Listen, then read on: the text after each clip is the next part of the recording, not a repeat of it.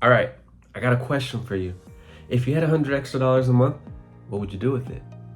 Would you spend it, put it in your checking account, saving account, maybe pay down some debt? Or would you use that $100 to buy a piece of some of the biggest companies in the world? Here's the thing. You don't have to be rich to start investing in the stock market. So today, I'm gonna break down how investing stocks actually works, why it matters, and some of the biggest mistakes that beginners make.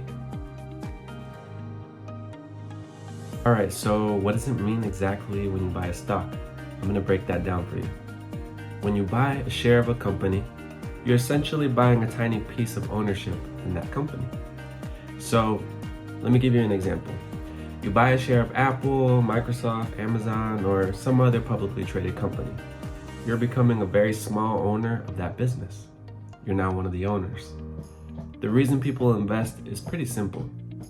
They believe over time, the value of the business, and therefore the investment that you put in is gonna grow. So here's the important part. The stock market is not to get rich quick. So if anybody's selling you that dream of, hey, start investing in the stock market, you're gonna become rich, overnight, forget about it. And here's the thing, you can absolutely lose money. Stocks go up, stocks go down. Sometimes they go down a lot, let me tell you, from personal experience. I've seen that myself.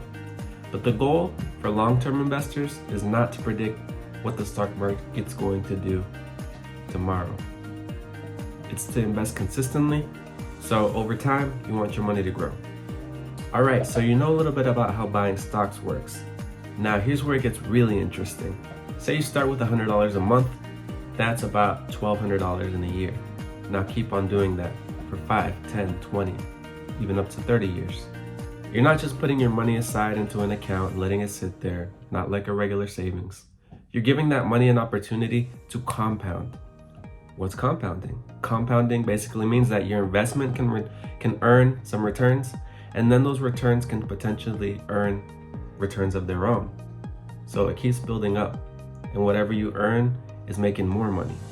So this is why time is one of the biggest advantages an investor can have.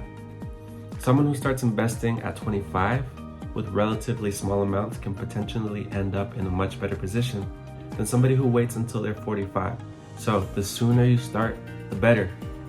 You don't have to start with 10,000. You don't even have to start with $1,000. The most important thing is having the habit developed of investing consistently. Have it routinely. Now, here's where beginners can get themselves into trouble. You go on social media and you see everybody's talking about the next big stock. It's gonna grow 10 times, 15 times, more than what it already is, right? So one person's talking about Tesla, another person might be talking about some random penny stock that nobody knows. Someone else is telling you, hey, Bitcoin's going to the moon. Before you know it, you're investing based on whatever somebody said in a 30-second TikTok. That's not investing. That's gambling pretty much with extra steps. For beginners, one thing that's worth learning is index funds and ETFs. Instead of putting all your money into one company, an index fund gives you exposure to a large group of companies. For example, S&P 500 index funds gives investors exposure to hundreds of large US companies. Therefore, you buy the S&P 500. It's basically a large assortment of big companies in the US, and the S&P 500 moves based on how all of those companies do. So that diversification can help you to reduce the risk of having your entire investment depend on just one company succeeding. That's one reason many long-term investors choose broad market index funds. So instead of just investing on Meta or Google or Microsoft, you can invest on S&P 500, NASDAQ. So you're reducing the risk of, say one company does bad, all your investment starts to go down versus having a big, broad group of companies in one fund. But there's another mistake I think a lot of people make. They wait. They say, I don't make enough money. I'll start when I get a better job. I'll start when I pay off my house. I'll start whenever I have X amount of money. And suddenly, time goes by. A year goes by, 5 years go by, 10 years go by, and they realize they could have been investing that whole time.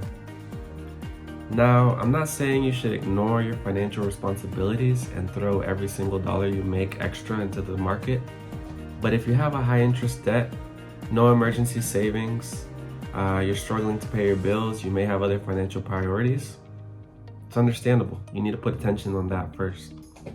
But if your finances are in a place where investing even a small amount can become a part of your long-term financial plan, then do it. Doesn't matter. You put $10 here, $50 there, $100 there, whenever you can. So here's the takeaway from everything we talked about. You don't have to be rich to invest. You don't need to find the next stock that's going to explode. You definitely don't need to become a Wall Street expert overnight.